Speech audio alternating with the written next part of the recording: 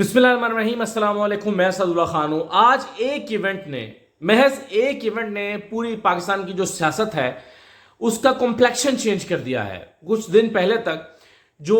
पाकिस्तान की सियासत में एक पार्टी जो कि तकरीबन ख़त्म हो चुकी थी, या समझा जा रहा था कि ये पार्टी तो ख़त्म हो चुकी है, या उसके खात्मे के लिए सुप्रीम कोर्ट में दरखास्तें डाली जा रही थी। कल ही दरखास्त डाली है कि जी इस पार्टी को तहलील कर दिया जाए। ये पार्टी अब पार्टी रही नहीं है, इस पार्टी में तो लोग ही नहीं रहे, इस पार्टी का तो कोई नाम लेवा नहीं बचा है, ये तो खत्म होता हुआ फिनोमेना है। आज एक इवेंट ने ऐसा लगता है कि इस पार्टी को पाकिस्तान की फिर सबसे बड़ी पार्टी बना दिया है, और वो इवेंट है जमान पार्क में होने वाली एक मीटिंग। ये मीटिंग IMF के वफ्द की हुई है, तहरीक इंसाफ के वफ्द के साथ। वो तहरीक इंसाफ जिसके बारे में समझा जा रहा है कि पार्टी का तो कोई लीडर बचा ही नहीं है, ये पार्टी तितर बितर हो चुकी है, ये पार्टी खत्म हो चुकी है। उस पार्टी के 10 से ज्यादा लोग आज इजलास में शरीक थे, और सारे बड़े बड़े नाम शरीक थे उस इजलास में। पाकिस्तान तहरीक इंसाफ की जो एक मीटिंग IMF के साथ हुई है, उसमें देखें कौन कौन था। इसमें इमरान खान मौजूद थे, इमरान खान ऑब्वियसली जमान पाक में, और उनके साथ शाह महमूद कुरैशी मौजूद थे। वही शाह महमूद कुरैशी जिनके बारे में खबरें चल रही थी कि वो आज गए और कल गए, सुबह गए और शाम गए। तो शाह महमूद कुरैशी मौजूद थे। उसके अलावा by the way, Shah Mahmood Qureshi के बारे में मैं आपको पहले से कह चुका हूं कि शाह महमूद कुरैशी पार्टी छोड़कर नहीं जाएंगे, फॉर वन रीजन और दी अदर वो नहीं जाएंगे। तो बहरहाल वो तहरीक इंसाफ के साथ मौजूद है। उसके अलावा हम्माद अजहर मौजूद थे। हम्माद अजहर, बाकी लोगों ने जाहिर है बाया जो वीडियो लिंक है उसके जरिए से शिरकत की है, लेकिन हम्माद अजहर मौजूद थे, शौकत तरीन मौजूद थे, उमर अयूब खान मौजूद थे जो एनर्जी मिनिस्टर रहे हैं पिछली हुकूमत के, फिर डॉक्टर सानिया निश्तर मौजूद थी, फिर शिबली फराज मौजूद थे, तैमूर झगड़ा जो सूबाई वजीर रहे हैं खजाना के वो मौजूद थे, मुजम्मिल असलम मौजूद थे। तो वो पार्टी जो खत्म हो चुकी है, उस पार्टी के इतने अहम लीडर जो हैं उन्होंने आज इजलास में शिरकत की है। और दूसरी तरफ से कौन था? नेथन पोर्टर थे, वॉशिंगटन से जो विजुअली शरीक हुए थे, वो IMF के मिशन चीफ हैं। और इनके अलावा जो एस्थर पेरेज हैं, ये मौजूद थी, IMF के रिप्रेजेंटेटिव है पाकिस्तान में, और ये खुद जमान पाक में मौजूद थी। और इनके अलावा कुछ और कॉलीग्स भी था IMF के। तो IMF का एक वफ्द इमरान खान से मुलाकात करने के लिए क्यों आया? दोपहर की वीडियो में मैंने इसका थोड़ा सा जिक्र किया था, लेकिन आप ये सोचिए कि एक ऐसी पार्टी जिसके बारे में क्या IMF को पता नहीं है कि ये पार्टी तो पाकिस्तान में बैन हो रही है, पाकिस्तान में खत्म हो चुकी है, ये तो दहशतगर्द जमात है, इसके तो वजूद का इसका तो कोई वजूद बाकी नहीं रहा। लेकिन वो इस पार्टी को अभी भी इतना अहम समझते हैं कि वो इससे मुलाकात करने के लिए आए, और वो समझते हैं कि ये प्रोग्राम अप्रूव होने से पहले इस पार्टी की हिमायत लिया जाना जरूरी है। IMF ये समझता है कि जब तक पाकिस्तान की इस बड़ी जमात पाकिस्तान तहरीक इंसाफ की हिमायत हासिल नहीं होगी, तब तक ये जो पाकिस्तान का ये प्रोग्राम है ये प्रूव नहीं हो सकता। यानी आप सोचें, आज तहरीक इंसाफ अगर इनकार कर देती और वो कहते कि जी हम इन कंडीशन से इत्तफाक नहीं करते, तो इसका मतलब यह होता कि ये प्रोग्राम फिर कड़ाई में पड़ जाता। इसका मतलब यह होता कि महज इसहाक डार या शहबाज शरीफ के कहने पर यह प्रोग्राम अप्रूव नहीं होने जा रहा था। यह प्रोग्राम अप्रूव होगा तो तमाम सियासी जमातों के कंसेंसस से होगा, जिसमें PTI शामिल है। और PTI ने आज ये कहा है कि हमने पाकिस्तान के मुफाद में इसकी हिमायत का ऐलान किया है। यानी अगर आप इसकी हिमायत ना करते और कह देते कि मौजूदा हालात में हम इस प्रोग्राम को सपोर्ट नहीं करते, जब तक इलेक्शन नहीं होंगे हम इसको सपोर्ट नहीं करेंगे, अगर वो ये कह देते तो ये प्रोग्राम खटाई में पड़ जाता, और ये पाकिस्तान के लिए भी बुरा होता, और इसके साथ साथ खुद शहबाज शरीफ और इसहाक डार के लिए बहुत बड़ी सुबकी का बाइस होता कि सिर्फ इसहाक डार और शहबाज शरीफ के कहने पर या उनके मुंह पर या उनकी हुकूमत के कहने पर यह प्रोग्राम अप्रूव होने नहीं जा रहा था। तो इसका मतलब यह है कि IMF पाकिस्तान की जो पाकिस्तान तहरीक इंसाफ है उसको भी उसको अभी भी एक बड़ी सियासी जमात समझता है, और समझता है कि इनकी हिमायत हासिल किए बगैर इसको IMF के जो एजेंडा, जो प्रोग्राम IMF का जो इजलास है उसके एजेंडे में इसको शामिल नहीं करना, जब तक कि इमरान खान इसकी हिमायत नहीं करेंगे।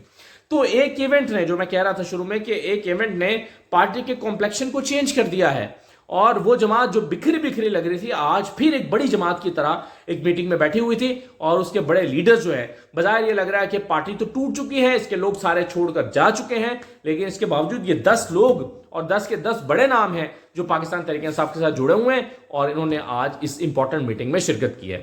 तो ये इसकी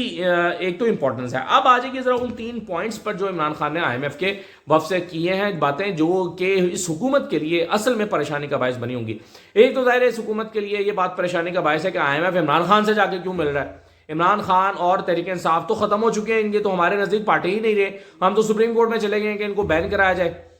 اور چودھری کے ذریعے درخواست ڈالی ہے ہم نے،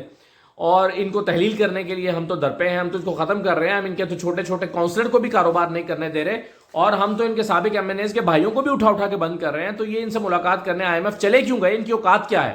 ایک تو ان کے لیے یہ پریشانی کی بات ہے، لیکن عمران خان نے جو 3 پوائنٹس رکھے ہیں آئی ایم ایف کے سامنے، وہ میرا خیال ہے صحیح کنسرن کا باعث بنے ہوں گے اور صحیح پریشانی کا باعث بنے ہوں گے۔ ایک تو انہوں نے یہ کہا کہ عمران خان نے یہ کہا کہ معاشی استحکام کے لیے سیاسی استحکام ضروری ہے۔ عمران خان نے یہ کہا آئی ایم ایف سے کہ جب تک پاکستان میں سیاسی استحکام نہیں آئے گا تب تک پاکستان میں معاشی استحکام نہیں آ سکتا۔ انہوں نے کہا کہ میں حمایت تو کر رہا ہوں اس پروگرام کی کہ یہ پاکستان کے لیے ضروری ہے، پاکستان کی ضرورت ہے، میں اس کی حمایت تو کر رہا ہوں، لیکن یہ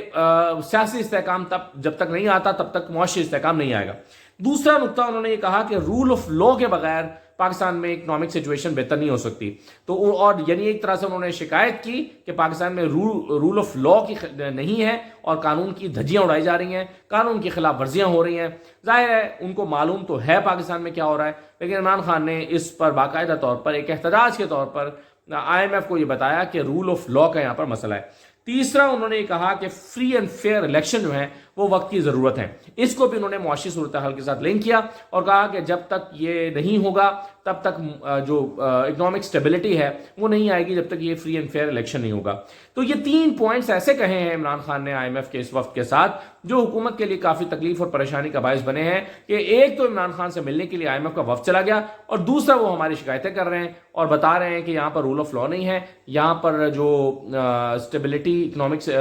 پولیٹیکل اسٹیبلٹی نہیں ہے، اور اس کے علاوہ جو ہے وہ رول آف لا نہیں ہے، اور پھر فری اینڈ فیئر الیکشن نہیں ہو رہا ہے۔ تو یہ ساری چیزیں عمران خان نے کہی ہیں۔ میں یہ سمجھتا ہوں کہ یہ آج کا جو ایونٹ ہے یہ تحریک انصاف کو دوبارہ ایک پارٹی کے طور پر اسٹیبلش کرنے یا پارٹی کا چہرہ بنانے اور دکھانے کے طور پر ایک بڑا امپورٹنٹ ایونٹ آج ہوا ہے۔ دوسرا وہ میں پہلے بات کر ہی چکا ہوں کہ آج جو احتجاج ہوئے ہیں اس میں بھی عوامی حمایت بھی دکھائی دی گئی ہے۔ تو میرا خیال ہے آج تحریک انصاف کو کے کارکنوں اور لوگوں کو کچھ حوصلہ ملا ہوگا کہ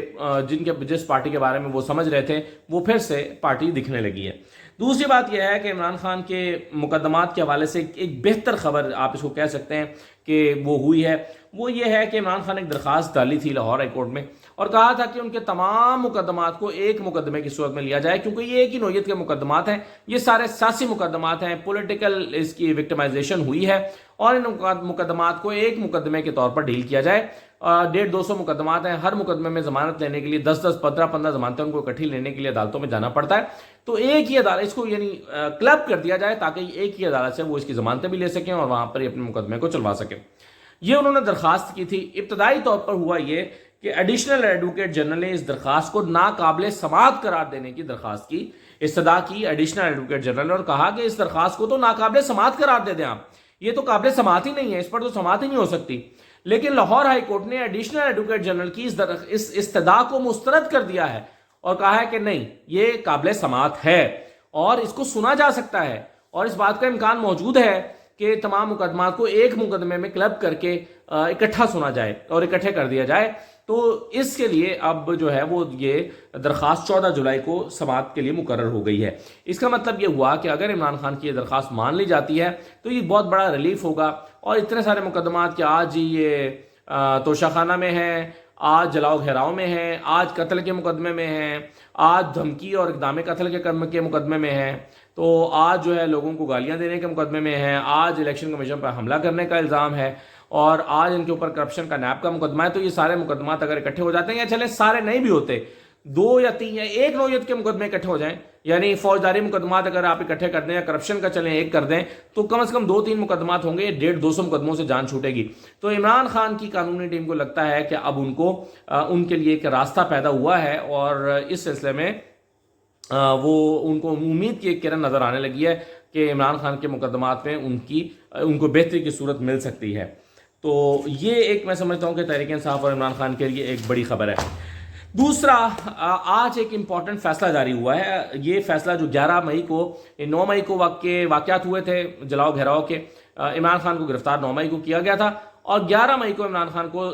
عدالت نے رہا کرنے کا حکم دیا تھا، اور اس وقت جو اسلام آباد ہائی کورٹ نے 9 مئی کو یہ فیصلہ سنایا تھا کہ جی احاطہ عدالت سے عمران خان کی گرفتاری ٹھیک ہوئی ہے، اس کو پر جب درخواست گئی سپریم کورٹ کے پاس تو سپریم کورٹ نے اس کو غلط قرار دیتے ہوئے کہ احاطہ عدالت سے گرفتاری نہیں ہو سکتی تھی، سپریم کورٹ کے اسلام آباد ہائی کورٹ کے فیصلے کے خلاف فیصلہ دیتے ہوئے عمران خان کو واپس عدالت میں سے رجوع کرنے کا حکم دیا تھا، اور اس کے نتیجے میں عمران خان کو ضمانت مل گئی تھی۔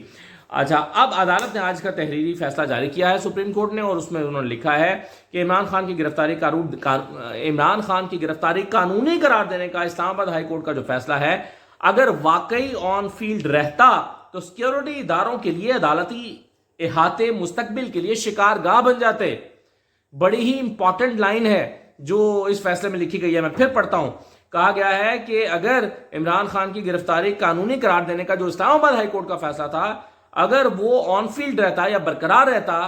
تو سیکیورٹی اداروں کے لیے عدالتی احاطے شکارگاہ بن جاتے، یعنی عدالتی احاطوں سے ہر ایک کو گرفتار کیا جاتا، پھر سیکیورٹی اداروں کے لیے بڑی آسان ہو جاتا کہ جس کو چاہتے وہ آ کر عدالت سے گرفتار کر لے، تو یہ ایک راستہ کھل جاتا ہمیشہ کے لیے۔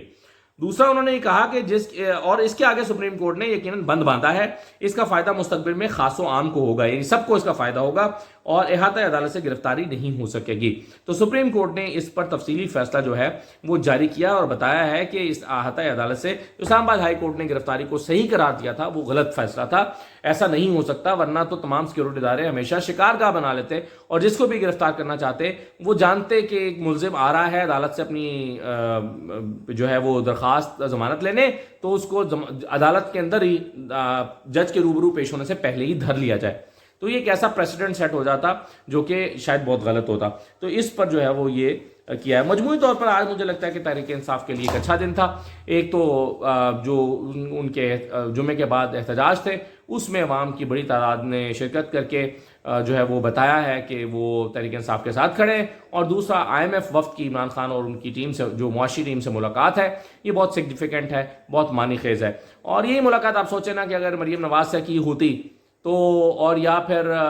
یہی ملاقات جو ہے وہ نواز شریف سے کر لی ہوتی جا کر اس وفد نے، تو نون والے اس وقت بغلیں بجا رہے ہوتے اور کہتے کہ جی کیا بات ہے، دیکھیں IMF کے نزدیک کتنی امپورٹنٹ ہے یہ جماعت اور اس کے لیڈرز جو حکومت میں نہیں بھی ہیں وہ بھی کتنے امپورٹنٹ ہیں۔ تو آپ دیکھیں نا عمران خان سے ملاقات کا ہونا، اور پھر ایک ایسے وقت میں جب اس کو پارٹی ہی نہیں سمجھا جا رہا، یا یہ پریزنٹ کیا جا رہا ہے کہ وہ تو پارٹی رہی نہیں ہے، IMF کیا اس پارٹی کو اور اس کی معاشی ٹیم کو اور عمران خان کو جو ہے وہ اتنی اہمیت دینا، یہ بڑا معنی خیز ہے۔ اور اس کا مطلب یہ بھی ہوا کہ جو 150-200 مقدمات ہیں ان کو IMF اتنا سیریس نہیں لیتا، ورنہ وہ کبھی بھی آ کر ایک کرمنل سے، ایک ملزم سے، ایک دہشت گرد سے، ایک قتل کے ملزم سے، ایک جلاؤ گھیراؤ کرنے والے شخص سے کبھی بھی ملاقات نہ کرتا۔ اس کا مطلب یہ ہے کہ وہ ان مقدمات کو بھی سیاسی مقدمات سمجھتے ہیں اور وہ عمران خان کو ایک مجرم نہیں سمجھتے، تبھی وہ آ کر IMF کا وفد آ کر ان سے معاشی حوالے سے گفتگو کر رہا ہے۔ تو یہ کچھ آج کی چیزیں تھیں، اجازت دیجیے، اللہ حافظ۔